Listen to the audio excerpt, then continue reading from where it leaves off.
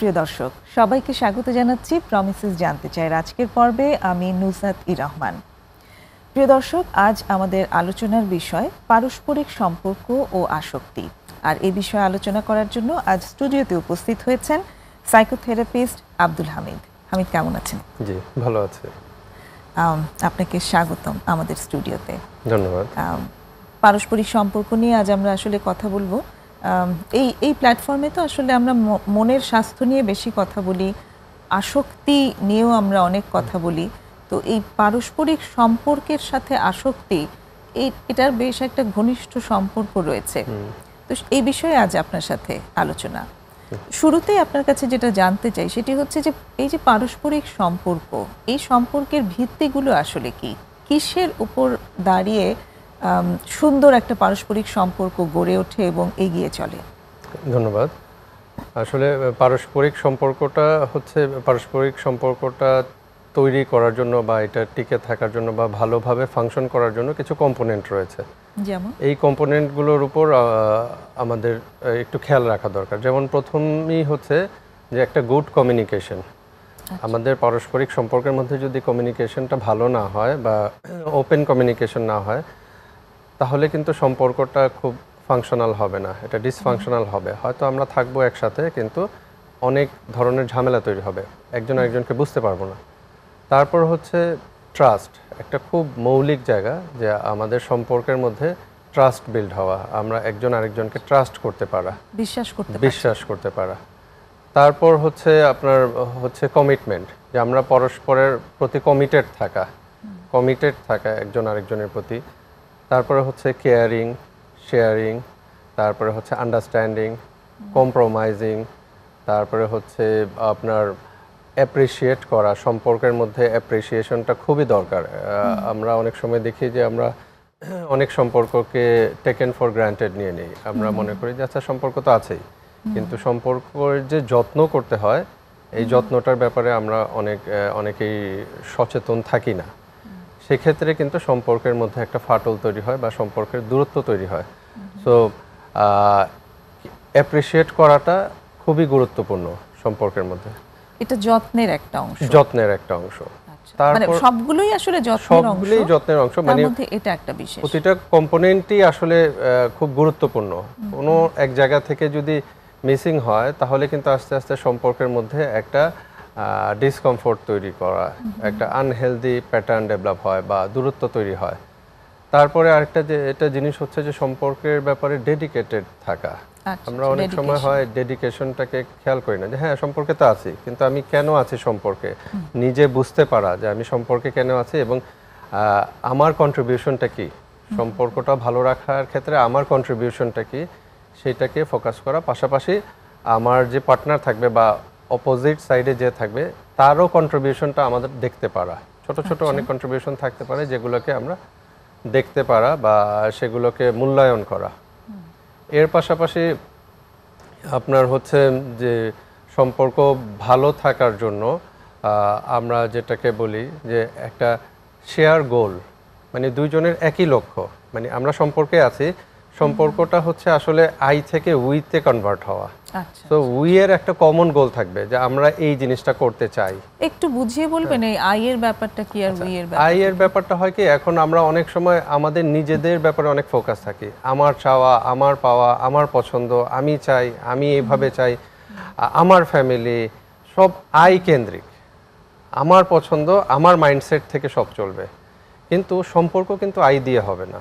সম্পর্কতে আসতে হলে দুইটা আইকে একটা উই বলয় তৈরি করতে হবে, যেখানে পরস্পরের প্রতি ওই যে কম্পোনেন্টগুলো বললাম, respect, trust, commitment, communication, sharing, caring, তারপরে কম্প্রোমাইজ, আন্ডারস্ট্যান্ডিং, এই জিনিসগুলো থাকবে। সো উইটা যখন ডেভেলপ করব, তখন আমরা আমাদের স্টেটমেন্টটা হবে আই থেকে উই, যে আমরা এভাবে ভাবতে পারি কিনা, বা আমাদের এই প্ল্যানটা আমরা আগামীতে এইভাবে করব, বা আমার একটা জিনিস থাকতেই পারে পছন্দের জিনিস, কিন্তু এটা আমার পার্টনারের সাথে শেয়ার করে এটা কিভাবে উইতে তারও যেন সম্মতি থাকে, সেই জায়গাটায় নেগোশিয়েট করা যায় কিনা। এরকমভাবে থাকলে সম্পর্কটা অনেক হেলদি থাকে, ফাংশনাল হয়, ভালো থাকে। চমৎকার বলেছেন, এবং অনেকগুলো কম্পোনেন্ট সহ আপনি খুব সুন্দরভাবে সম্পর্কের ভিত্তিগুলো বলেছেন। একটু যদি এবার আসি যে যারা কোনো না কোনো আসক্তির সাথে জড়িয়ে আছেন তাদের ক্ষেত্রে তারা কি সম্পর্কের এই ভিত্তিগুলোকে ঠিকভাবে মেনটেন করতে পারেন? ডিফিকাল্ট হয়ে যায়।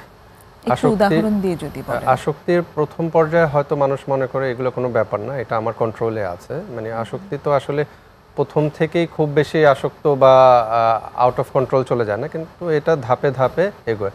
সেক্ষেত্রে কিন্তু এই যে প্রথমে যে জিনিসটা হচ্ছে কমিউনিকেশন গ্যাপ পড়ে, যে প্রপারলি কমিউনিকেশনের ক্ষেত্রে দেখা যাচ্ছে যে অনেক আসক্তির কারণে অনেক সময় হয় কি যে অনেকে মিথ্যা বলার প্রবণতা বেড়ে যায়, অনেক সময় হচ্ছে ফলস হোপ দেওয়ার প্রবণতা বেড়ে যায়। হ্যাঁ আমি সব করে দেবো, কারণ তখন তো সে সুপারম্যান। মানে আমি যদি কেমিক্যাল অ্যাডিকশনের কথা বলি, সেক্ষেত্রে তার ভিতরে একটা ফিলিংস বা তার ভিতরে এইরকম একটা চিন্তাধারা তৈরি হয় যে আই এম সুপারম্যান, আমি চাইলেই সব পারি বা আমার কন্ট্রোলেই সব। তখন দেখা যাচ্ছে যে একটা রিলেশনশিপের মধ্যে যে কমিটমেন্ট, ট্রাস্টের ইস্যুগুলো রয়েছে, সেক্ষেত্রে তারা যে কমিট করে সেই কমিটমেন্টটা সে কতটুকু রাখতে পারে এটার ব্যাপারে তার হয়তো ওইরকম অ্যাওয়ারনেস থাকে না। সে বলে দিল, বলার জন্য অনেক বড়, অনেক মানে বোল্ডলি বলে দিল এটা করে দিব, ওইটা করে দিব, এই করবো, সে করবো, কিন্তু যখন সে ফাংশন করতে যায় তখন দেখা যায় তার লিমিটেশন তৈরি হয়, সে এটা করতে পারে না। পাশাপাশি হচ্ছে যে ট্রাস্টের একটা মানে ব্রেক হয়, একদম বিশ্বাসের প্রথম জায়গাতে বিশ্বাসটা ভেঙে যায়। কারণ কি তারা বারে বারে একটা কমিটমেন্ট দিয়ে সেটা ব্রেক করে, রাখতে পারে না বা চ্যালেঞ্জ হয়ে যায়, এটা কন্টিনিউ করতে পারে না। এবং অনেক ক্ষেত্রে হয় যে তাদের এই জিনিসগুলো আসক্তিকে ম্যানেজ করতে গিয়ে তাদের অনেক ধরনের মানুষের সাথে ইনভলভ হতে হয়, অনেক ধরনের ভুল আশ্বাস দিতে হয়। এগুলোর কারণে হয় কি যে যারা কাছের মানুষ তাদের সাথে একটা মিসট্রাস্টের তৈরি হয়। এই মিসট্রাস্টটা পরবর্তীতে কিন্তু তাদের সম্পর্কে একটা বিশাল ঝামেলা তৈরি করে। আমি অনেক পার্টনারের কাছ থেকে এরকমটা জেনেছি যে খুব ইমোশনালি আনঅ্যাভেলেবল থাকেন।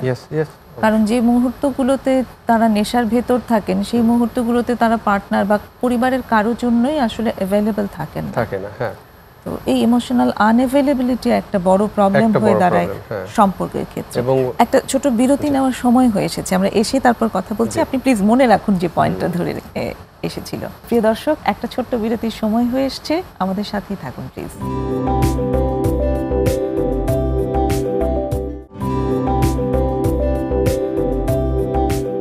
ফিরে এলাম ছোট্ট বিরতি নিয়ে প্রমিসেস জানতে চাইয়ে। কথা হচ্ছে পারস্পরিক সম্পর্ক ও আসক্তি নিয়ে সাইকোথেরাপিস্ট আব্দুল হামিদের সাথে। হামিদ, যে জায়গাটায় আমরা ছিলাম যে একজন মানুষ যখন আসক্তিতে থাকে তখন তার পারস্পরিক সম্পর্কগুলো চালিয়ে নেওয়ার ক্ষেত্রে বিভিন্ন ধরনের অসুবিধা হতে থাকে, আপনি বলছিলেন কিছু একটা। যে সেক্ষেত্রে আরেকটা যেটা জিনিস আমরা বলছিলাম যে তাদের যে কেয়ারিং শেয়ারিং এর বিষয়ে কিন্তু তারা প্রপারলি অ্যাটেন্টিভ থাকতে পারে না। মানে তাদের ইমোশনালি ইনভলভ হওয়াটা, কোয়ালিটি ইনভলভমেন্টটা তাদের কমে যায়। তারা অনেক ক্ষেত্রে অনেক বেশি ইম্পালসিভ হয়ে যায়। যখন মনে হচ্ছে তার প্রয়োজন তখন সে পরিস্থিতিকে বুঝতে পারছে না, সে মনে করছে ওইটাতে হাইলি অ্যাটেনশন দিয়ে তার জিনিসটা, তার পার্টনারের কাছ থেকেও যদি কিছু প্রয়োজন হয় সে মনে করছে তার রিয়েলিটিটাকে সে আর বুঝতে পারছে না।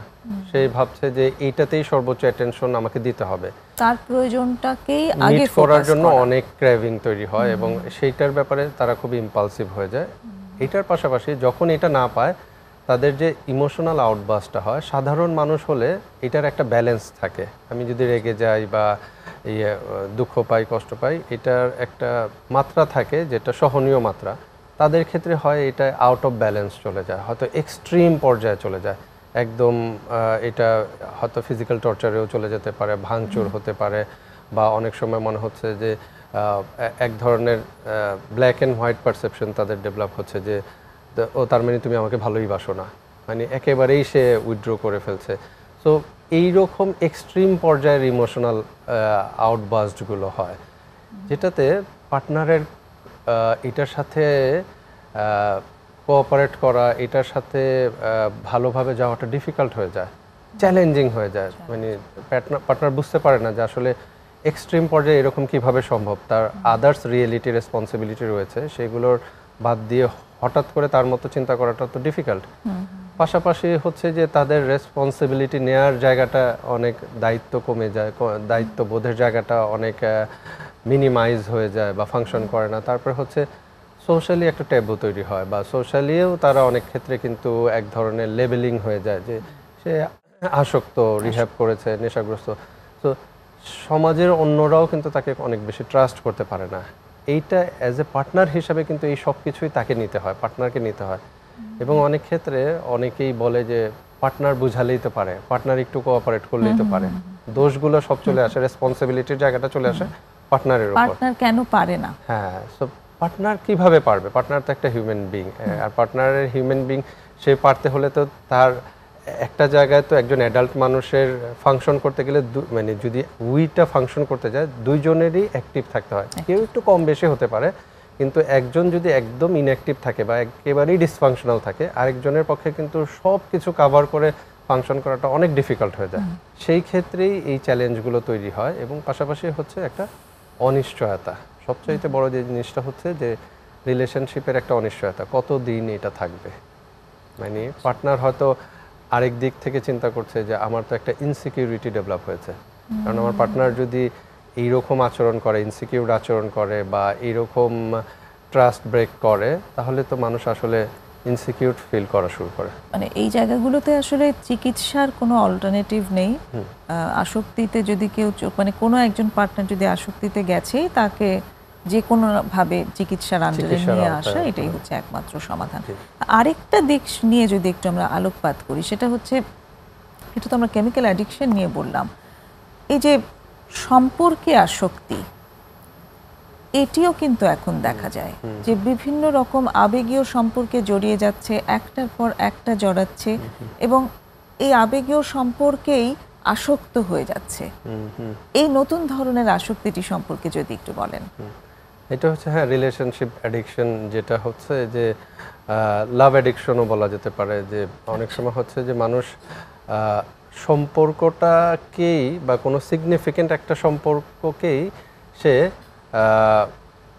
অনলি পার্ট অফ লাইফ বানিয়ে ফেলে, one of the part of life না। আমাদের অনেক কিছুই থাকতে পারে, বাট এইগুলো সব কিছুই হচ্ছে পার্ট অফ লাইফ।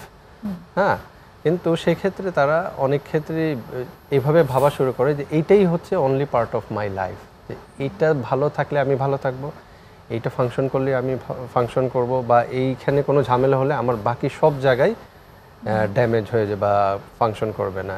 এইটাই হচ্ছে এক ধরনের সম্পর্কের আসক্তি, যে কোনো সম্পর্কের মধ্যে এমনভাবে আমি পড়ে গেছি যে আমার পার্টনার কি করছে না করছে তার প্রতিটা জিনিস নিয়ে সারাক্ষণ আমি চিন্তা করছি। বা বিষয়টা হচ্ছে এরকম যে সম্পর্ক যদি খুব বেশি ভালো না যায়, আমি রিয়েলিটির বাইরে গিয়ে চিন্তা ভাবনা করছি। যেমন সাপোজ দেখা গেল যে যদি বলা হয় যে পার্টনার তো অ্যাডিক্টেড, কোনো ব্যাপার না, অ্যাডিকশন থেকে বের হয়ে আসবে। পার্টনারের অর্থসামাজিক অবস্থার অনেক তফাৎ রয়েছে আমাদের তাদের, না এটা কোনো ব্যাপার না, এগুলো সব কাভার হয়ে যাবে। তারপরে হয়তো একই ধর্মের না, ডিফারেন্ট, এটা একটা চ্যালেঞ্জ, বা প্যারেন্টসরা মেনে নেবে না, না এগুলো সব মানে সব কিছুই ম্যানেজ হয়ে যাবে, কিন্তু তারপরও তাকেই পেতে হবে। হ্যাঁ, যে এই যে লজিক্যাল ইরর, যে আমি যে লজিকগুলো দেখাচ্ছি এগুলো খুব ত্রুটিপূর্ণ লজিক, এগুলো গ্রহণযোগ্য লজিক না। এগুলো দিয়ে হলে আমি ভ্যালিড করার চেষ্টা করছি যে না, সম্পর্কটা আমার থাকতে হবে, বা সম্পর্কটা আমার জন্য খুবই ইম্পর্টেন্ট এবং এটা ফাংশন করবে। কিন্তু যদি লজিক্যালি দেখানো যায় যে কোথায় ফাংশন তো করছে না, এখন বলে যে না এগুলো সব ঠিক হয়ে যাবে, সম্পর্কে গেলে সব ঠিক হয়ে যাবে, এই যে একটা আসক্তি, এইটা হচ্ছে আসলে সম্পর্কের আসক্তি। এবং এই আসক্তিতে অনেক সময় হয় যে আমাদের ফুল টাইম অ্যাটেনশন আমরা অনেক ক্ষেত্রে চাই, কন্টিনিউ অ্যাটেনশন চাচ্ছি, 24/7 আমরা আরেকজনের ব্রেইনে ঢুকে যাচ্ছি, যে সে কি ভাবছে, সে কি চিন্তা করছে, তার পার্সোনাল স্পেসের ভিতর ঢুকে যাচ্ছি। হ্যাঁ, পার্সোনাল বাউন্ডারি ক্রস করছি, কোনো বাউন্ডারি থাকছে না, তুমি মানি আমি, আমাদের দুইজনের একই চিন্তা হবে। সো আরেকজন মানুষ, আরেকটা সত্তা, এটাকে আমরা ওভারল্যাপ করে ফেলছি, যে না আমরা মানি হচ্ছে একই চিন্তা, একই ভাবনা, একই সব হবে। এই ধরনের এক ধরনের অ্যাডিকটিভ বিহেভিয়ার অনেক সময় মানুষের মধ্যে দেখা দেয়, এবং তারা কন্টিনিউ একটা রিলেশনে না থাকলে অনেক বেশি শূন্যতা তৈরি হয় তাদের মধ্যে। তারা মনে করে যে রিলেশন নাই মানে কিছুই নাই।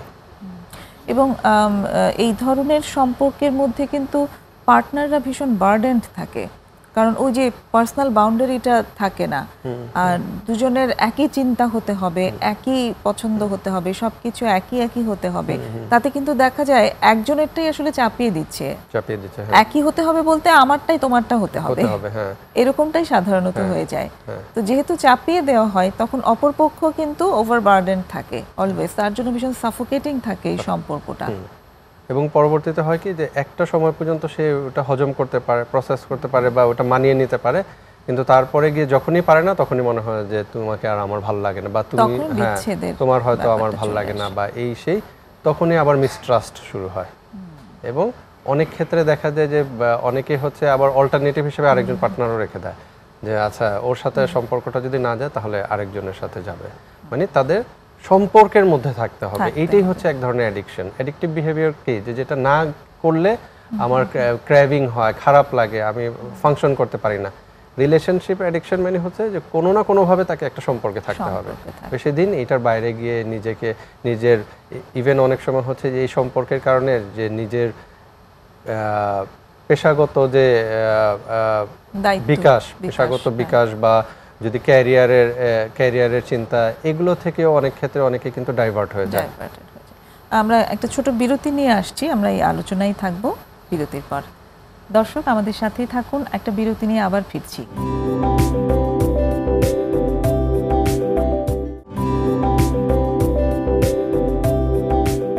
আবারও ফিরে এলাম ছোট্ট বিরতি নিয়ে, প্রমিসেস জানতে চাইয়ে। আজ কথা হচ্ছে পারস্পরিক সম্পর্ক ও আসক্তি নিয়ে সাইকোথেরাপিস্ট আব্দুল হামিদের সাথে। সম্পর্কের আসক্তি বা রিলেশনশিপ অ্যাডিকশন নিয়ে আমরা কথা বলছিলাম। এটা আসলে কি কারণে হয়? এটার আসলে অনেকগুলো কারণের মধ্যে একটা কারণ হতে পারে যে তার চাইল্ডহুডের কিছু ইনসিকিউরিটি হতে পারে, চাইল্ডহুডের কোনো ট্রমা হতে পারে, চাইল্ডহুডের কোনো অযত্নের জায়গা থাকতে পারে, বিশেষ করে বুলিংয়ের জায়গা থাকতে পারে। এইগুলোর কারণে এটা পরবর্তীতে গিয়ে অ্যাডাল্টহুডে গিয়ে অনেক সময় মানুষের এই সম্পর্ক থেকে তার কিছু রিকগনিশন, কিছু অ্যাটেনশন, চাওয়া পাওয়ার জায়গাগুলোর পাওয়া জায়গা তৈরি হতে পারে, বা চাওয়ার জায়গাটা অনেক বেশি প্রকট হয়ে উঠতে পারে। একটু উদাহরণ দিয়ে বলা যায়? যেমন দেখা গেল যে একটা ফ্যামিলিতে 3-4টা বাচ্চা আছে, হয়তো দেখা গেল একজনকে খুব বেশি নেগলেক্ট করা হচ্ছে, তাকে খুব প্রায়োরিটি দেওয়া হচ্ছে না, বা সে প্রপারলি অ্যাটেনশন পাচ্ছে না, যত্ন পাচ্ছে না, বা ওই সময়কার জন্য হয়তো তার কিছু রিয়েল কজ ছিল, তার সিচুয়েশন এমন ছিল যে যেখানে সে খুব বঞ্চিত হয়েছে, অবহেলিত হয়েছে। হ্যাঁ, মানে সে যখন তার চাইল্ডহুডে ছিল তার প্যারেন্টসদের কোনো রিয়েল সিচুয়েশনই হয়তো বা এরকম ছিল যে যেটার কারণে সে প্রপারলি অ্যাটেনশনটা পায়নি। হ্যাঁ, এটার কারণে তার ভেতরে এক ধরনের